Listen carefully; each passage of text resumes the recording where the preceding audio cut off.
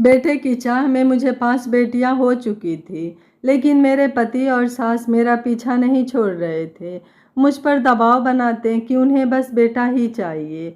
मैं छठी बार जब प्रेग्नेंट हुई तो मेरे पति ने कहा, अगर इस बार बेटा नहीं हुआ तो मैं तुम्हें तलाक दे दूंगा और तेरी बेटियों को भी घर से निकाल दूंगा। भगवान ने मुझे छठी बार भी बेटी ही दी।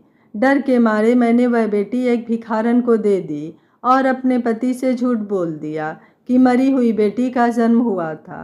18 साल बाद जब मेरी बेटी मेरे सामने आई तो मेरी रूह कांप गई, क्योंकि 5 बेटियों की माँ होना कोई मामूली बात नहीं होती।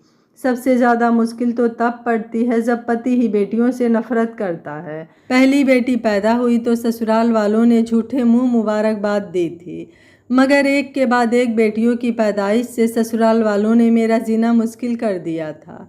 शायद जिस गांव में रहती थी वहां पर एक औरत को तभी सम्मान दिया जाता था जब वह बेटियों के साथ साथ बेटों की भी माँ बने।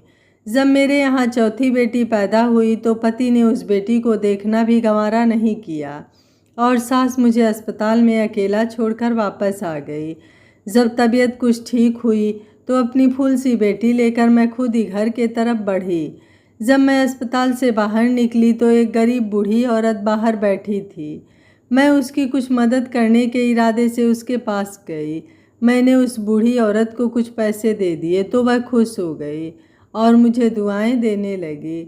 मैंने कहा, अम्मा जी, दुआएं ही देना है तो मेरी बच्चियों को दो कि उनके नसीब अच्छे हों। मेरे चेहरे पर उदासी देखकर वह बूढ़ी औरत बोली, बेटी, तुझे क्या तकलीफ़ है? ना चाहते हुए भी मैंने अपनी परेशानी उस बूढ़ी औरत को बता दी। उस औरत ने मुझे तसल्ली दी और उसने कहा कि अपनी यह बच्ची थोड़ी देर के लिए मुझे दे दे। मैंने अपनी फूल सी बच्ची उस बूढ़ी औरत की गोद में दे दी। बच्ची को गोद में लेते हुए वह बूढ़ी औरत कहने लगी, परेशान मत हो बेटा, एक दिन तेरा पति तुझे ज़रूर मानेगा। घर आते ही मुझ पर मुसीबत के पहाड़ टूट पड़े। घर पर मेरा स्वागत मेरे पति ने थप्पड़ मार कर किया।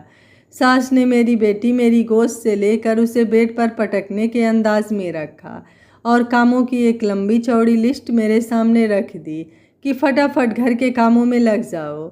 मेरी जेठानी जो 3 बेटों की माँ थी, बात बात पर बेटों की माँ होने का रौब जमाया करती थी। मैं खामोशी से सब्र करती रही। जिंदगी धीरे धीरे यूं ही गुजरने लगी। मेरी फूल सी बच्चियों को बाप और दादी का प्यार नहीं मिला। अक्सर मैं सोचा करती कि बेटियां भी तो भगवान की बनाई हुई होती हैं। सब कुछ भगवान के हाथ में होता है, जिसे चाहे बेटा दे, जिसे चाहे बेटी दे। फिर क्यों उसका कसूरवार एक औरत को ही ठहराया जाता है।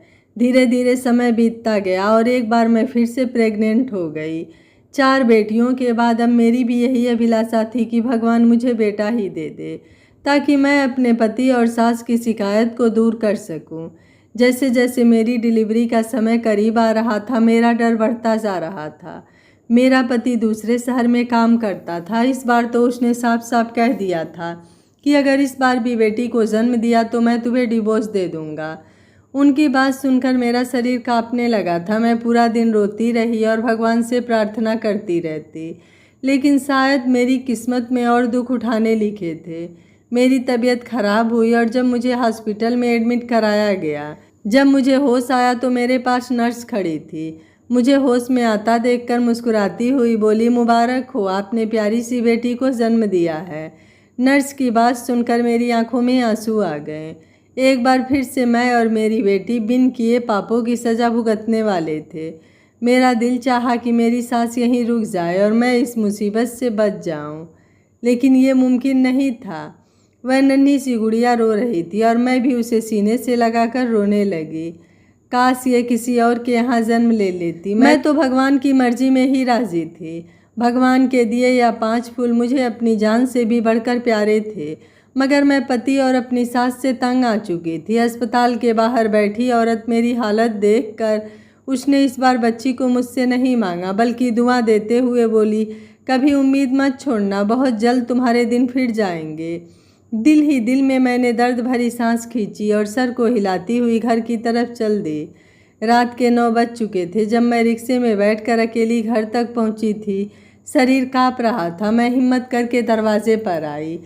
एक बार 2 बार, यहाँ तक कि 1 घंटा गुजर चुका था मगर किसी ने दरवाज़ा नहीं खोला।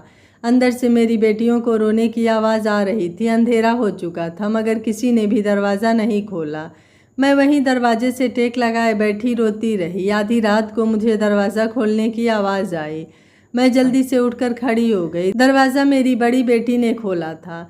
मैं फ़ौरन अंदर आई और उससे लिपट कर रोने लगी। मेरे ना होने पर उन्होंने न जाने कौन कौन से जुल्म सहे होंगे। मेरा पति बेखबर सो रहा था। मैं अपनी 5वीं बेटी के साथ कमरे में जाकर सो गई। कमज़ोरी और थकान से मैं जल्दी ही गहरी नींद में चली गई थी। मेरी आंख तब खुली जब मेरे पति विवेक ने मुझे मेरे बालों से पकड़कर उठाया था। मैंने पहली बार उनका यह गुस्से वाला रूप देखा था। मुझे डर लगने लगा था। ऐसा लगा जैसे वह मुझे जान से ही मार देगा। उसका यह रूप देखकर मैं बहुत ज़्यादा डर गई थी। विवेक मुझे बाहर लेकर आया। मेरी बेटियां यह सब देखकर रोने लगी, जबकि मेरी सास उन्हें डांट कर चुप करवाने लगी। विवेक बोला, किसके कहने से तुम इस घर में दाखिल हुई? मेरे घर के दरवाजे अब तुम्हारे लिए बंद हो चुके हैं। अपनी बेटियों को लो और मेरे घर से निकल जाओ। सास भी मेरी बेटियों को धक्के मार कर घर से बाहर निकालने लगी। मैं हाथ जोड़कर उनके पैरों में गिर गई। यह घर ही मेरा आखिरी ठिकाना था। मैं 5 बेटियों को लेकर आखिर कहाँ जाती? माँ बाप थे नहीं, एक भाई था जो कभी सीधे मुँह बात भी नहीं करता था। फिर भला वो मुझे अपने घर में क्यों घुसने देता? विवेक ने मुझे घर से निकाल दिया था। मैं अपनी बेटियों के साथ वहीं दरवाजे पर बैठी रो रही थी कि तभी मुझे सास के चिल्लाने की आवाज़ आई और फिर मेरे पति की आवाज़ सुनकर मुझे कुछ दुर्घटना होने का एहसास हुआ।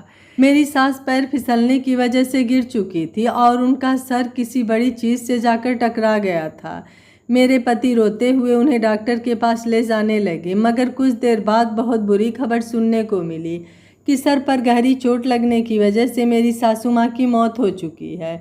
भले ही मेरे पति ने और मेरे सास ने मेरी बेटियों के साथ अच्छा व्यवहार नहीं किया था, मगर उस वक्त उन्हें तकलीफ़ में देखकर मैं उनका दुख बांटने लगी। हमारे सारे रिश्तेदार हमारे घर मेरी सास को देखने के लिए आ रहे थे, इसलिए मेरे पति ने मुझसे दोबारा घर से जाने की बात नहीं की थी। धीरे धीरे वक्त गुजरता गया और मेरे पति का व्यवहार मेरे साथ पहले से कुछ अच्छा हो गया। कभी कभी ज़रूरत पड़ने पर वह मुझसे बात भी कर लिया करते थे, लेकिन वो अपनी बेटियों को तो एक नज़र देखने भी गवारा नहीं करते थे। मैंने नोट किया था कि वह दूसरी औरतों में ज़्यादा दिलचस्पी लेने लगा है। मेरे सर पर अब और एक खतरा मंडराने लगा था। मुझे डर लगने लगा था कि कहीं विवेक बेटे की चाह में दूसरी शादी न कर लें।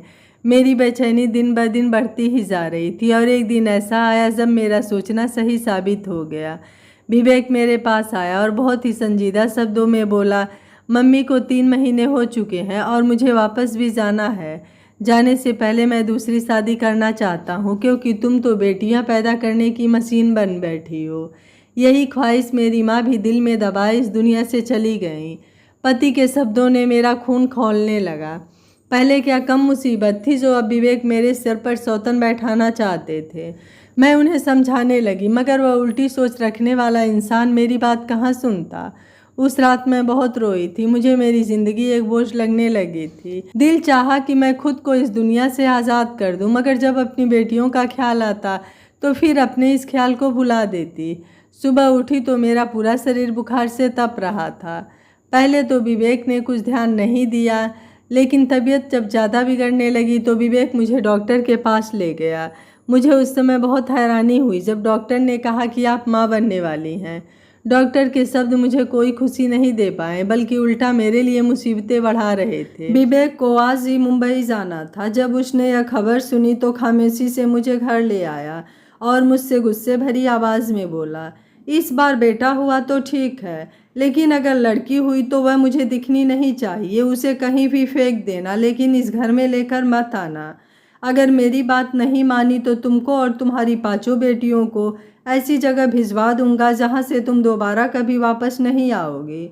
अपने पति विवेक की बात सुनकर मैं काँप कर रह गई थी। विवेक मुझे धमकी देकर मुंबई चला गया और मैं डर डर कर अपने दिन पूरे करने लगी। जैसे जैसे डिलीवरी का समय निकट आता जाता था, मेरे दिल की धड़कन उतनी ही तेज़ होती जाती थी। मेरे घर में छठी बेटी का आना मतलब मेरी 5 बेटियों के लिए और मेरे लिए मुसीबत खड़ी होना। मैं भगवान से यही प्रार्थना करती थी कि हे भगवान, मुझे इस बार बेटा ही दे दें। मुझ पर और मेरी बच्चियों पर दया कर। अगर मुझे छठी बेटी हुई तो मैं उस नन्ही सी जान को मारने का सोच भी नहीं सकती थी, जैसा कि विवेक मुझे धमकी देकर गया था। ना ही मैं उसे लावारिसों की तरह इधर उधर फेंक सकती थी। धीरे धीरे दिन गुजरते रहे और मेरे 9 महीने पूरे हो गए और फिर मैं जाकर हॉस्पिटल में एडमिट हो गई। आखिरी समय तक भगवान से बेटे की ही दुआ मांग रही थी, लेकिन भगवान को शायद कुछ और ही मंजूर था। भगवान ने इस बार भी मुझे बेटी ही दी। विवेक का बार बार फ़ोन आ रहा था, लेकिन मैं बार बार फ़ोन को काट रही थी। मैं उसको क्या जवाब देती कि तुम छठी बेटी के बाप बन गए हो। दिल चाह रहा था कि चीखे मार मार कर रोऊं। मैं उस नन्ही सी जान को सीने से चिपकाए आंसू बहा रही थी। मैं तो उसको मारने के बारे में सोच भी नहीं सकती थी और ना ही विवेक को बता पा रही थी कि मैंने फिर से बेटी को जन्म दिया है। मैं कोई बीच का रास्ता सोचने लगी और फिर मैंने एक फ़ैसला कर लिया। तबीयत थोड़ी सही हुई तो मैं हॉस्पिटल से निकली और हॉस्पिटल के बाहर बैठने वाली उस औरत के पास चली आई। मैं उसका हाथ पकड़कर उसको साइड में ले गई। वह बेचारी गरीब औरत इस तरह देखकर बहुत हैरान हो रही थी। फिर मैंने उसके कान में कुछ कहा। मेरी बात सुनकर वह और भी ज़्यादा हैरान हो गई, लेकिन वह मेरी बात समझ गई और मेरी बेटी को अपनी गोद में ले लिया। जब उसने मेरी बेटी को गोद में लिया तो मेरा दिल हजारों टुकड़ों में बट गया था। मेरा दिल कर रहा था कि सारे संसार को मेरे दुख के बारे में पता चल जाए, लेकिन मैं ऐसा नहीं कर सकती थी। दिल पर पत्थर रखकर मैंने अपनी नन्ही सी गुड़िया उस गरीब औरत को दे दी। गोद में आंसू लिए मैं घर की तरफ चल दी। मैंने सोच लिया था कि विवेक से कहूँगी कि मैंने एक बेटी को जन्म दिया था, लेकिन जन्म लेने के कुछ ही समय बाद हमारी बेटी इस दुनिया से चली गई। मैं घर पहुंची ही थी कि तभी विवेक का फ़ोन आ गया। मैंने फ़ोन उठाया और हेलो कहा। विवेक के पूछने पर मैंने कहा, हाँ, मैंने एक बेटी को जन्म दिया था, लेकिन मेरी बात अभी पूरी भी नहीं हुई थी कि विवेक ने फ़ोन काट दिया। मैंने दोबारा विवेक को फ़ोन किया, लेकिन विवेक ने मेरा फ़ोन नहीं उठाया। मैं बार बार विवेक को फ़ोन करती और वो बार बार मेरा फ़ोन काट रहा था। मैं अपनी बच्चियों को सीने से लगाए वहीं बैठकर रोने लगी। समय धीरे धीरे गुजरने लगा और फिर 1 साल, 2 साल, 3 साल और पूरे 18 साल गुजर गए, लेकिन विवेक ने हमारी कोई खैर खबर नहीं ली। घर में जितनी जमा पूंजी थी धीरे धीरे सब कुछ खत्म हो चुकी थी। अब तो हमारे भूखे रहने की नौबत आ गई थी।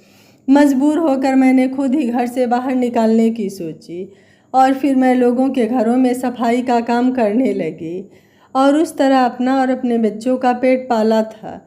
जैसे तैसे करके मैंने अपनी 3 बेटियों की शादियां कर दी थी।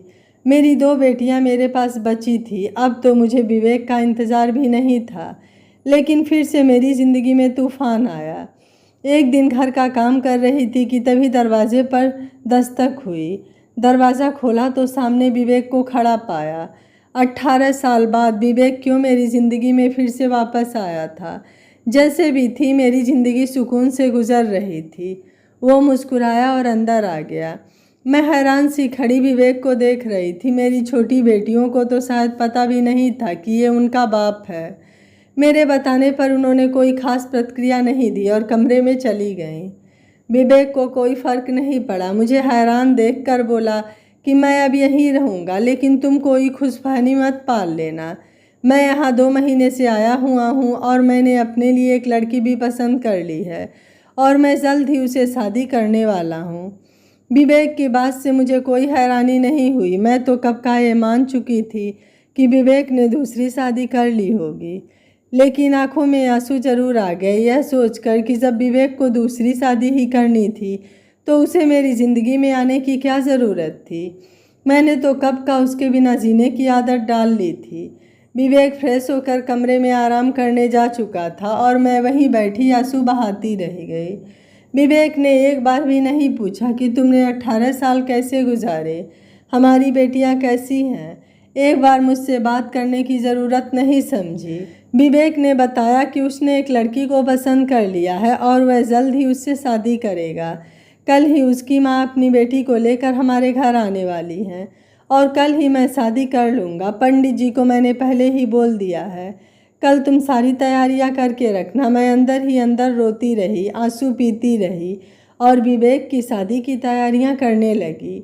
अगले दिन मैं उठी और घर की साफ सफाई की, विवेक के लिए नाश्ता बनाया और उसे उठाया। उसने नाश्ता किया, लेकिन उसने अपनी एक भी बेटी के बारे में कुछ नहीं पूछा था।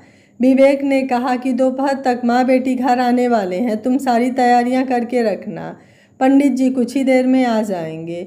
मुझे हुक्म चलाकर विवेक चला गया। दोपहर को विवेक उस लड़की को और उसकी माँ को लेकर आ गया।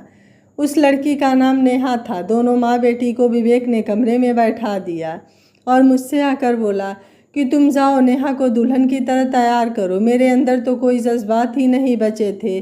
मैं चुपचाप उठी और नेहा को तैयार करने चल दी। नेहा को देखकर मुझे बहुत ज़्यादा दुख हुआ। मुश्किल से 17-18 साल की लड़की थी। बहुत ही प्यारी सी मासूम सी बच्ची थी। विवेक को ज़रा भी शर्म नहीं आई इतनी कम उम्र की लड़की के साथ शादी करते हुए। तभी मेरी नज़र उस लड़की की माँ पर पड़ी। उस औरत को देखकर मुझे कुछ कुछ याद आने लगा। मुझे ऐसा लगा कि जैसे मैंने उस औरत को कहीं देखा है, और फिर जब मुझे याद आया तो मेरे सिर पर आसमान गिर पड़ा। यह तो वही औरत थी जो हॉस्पिटल के बाहर बैठा करती थी, और उसी को तो मैंने अपनी बच्ची दी थी। तो इसका मतलब मैं नेहा मेरी ही बेटी थी। मैंने उसको पकड़कर कहा, बताओ तुम वही हो ना जो हॉस्पिटल के बाहर बैठती थी, और मैंने तुमको ही अपनी बेटी दी थी।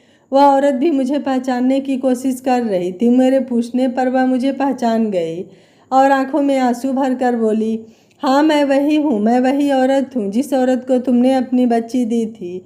और नेहा तुम्हारी अपनी खुद की बच्ची है, मुझे माफ़ कर दो। पता नहीं विवेक ने कहाँ नेहा को देख लिया और उससे शादी करने की जिद करने लगा। उसने 2-1 बार नेहा से भी कहा, लेकिन उसने मना कर दिया। फिर वह मेरे पास आया और मुझे पैसों का लालच दिया। नेहा शादी के लिए बिल्कुल भी राज़ी नहीं थी। वह भला एक बूढ़े आदमी के साथ शादी कैसे कर सकती थी। मैंने नेहा को राज़ी किया। मैंने कहा, विवेक पैसे वाला है, हमारी और तुम्हारी ज़िंदगी सुधर जाएगी, क्योंकि अब भी मैं पहले की तरह गरीबी में ही जीवन बिता रही हूँ। उस औरत की बात सुनकर मेरी आंखों में आंसू बहने लगे। मैंने अपनी बेटी नेहा को कसकर सीने से लगा लिया। भगवान कैसा अनर्थ करने वाला था। एक बाप अपनी ही बेटी से शादी करने वाला था। न ज़मीन फटी न आसमान गिरा। अब मेरे सब्र का बाँध टूट चुका था। मैं गुस्से से जाकर विवेक के सामने खड़ी हो गई। मैंने कहा, विवेक आज मैं तुम्हें बताती हूँ कि मैंने 6ठी बार भी एक बेटी को ही जन्म दिया था, लेकिन तुम्हारे डर की वजह से मैंने उसे एक गरीब औरत को दे दिया था। हालांकि यह तुमने ही मुझसे कहा था कि 6ठी बेटी हो तो चाहे किसी को भी दे देना, लेकिन उसे घर लेकर मत आना, और तुम्हारी डर की वजह से मैंने ऐसा किया। लेकिन मेरी आधी बात सुनकर ही तुमने फ़ोन काट दिया और मुझसे सारे रिश्ते नाते तोड़ लिए। मैंने जैसे तैसे करके अपने बच्चों को पाला पोसा, उनकी शादियां भी की।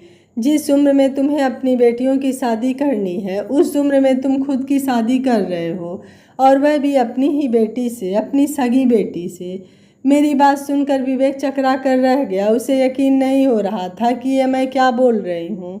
तुम्हारा दिमाग तो खराब नहीं है? मैं इतना गिरा हुआ भी नहीं हूँ कि अपनी ही बेटी से शादी। मैंने कहा, नेहा तुम्हारी खुद की बेटी है, वही 6ठी बेटी जो मैंने तुम्हारे डर की वजह से एक गरीब औरत को दे दी थी, और आज तुम ही उसके साथ। छी, घिन आती है मुझे तुमसे। मेरी बात सुनकर विवेक मुझे फटी फटी आंखों से देखने लगा, और जब थोड़ा होश में आया तो अपना सर हाथों में पकड़कर बैठ गया और फिर घर से निकल गया। मैं दोबारा नेहा के पास गई। नेहा रोते हुए अपने शरीर से एक एक जेवर को खींच खींच कर फेंक रही थी। मैंने उसे संभाला, उसे तसल्ली दिया। बहुत देर तक उसे सीने से लगाए बैठी रही। थोड़ी देर बाद नेहा को थोड़ा सुकून हुआ तो वह सो गई।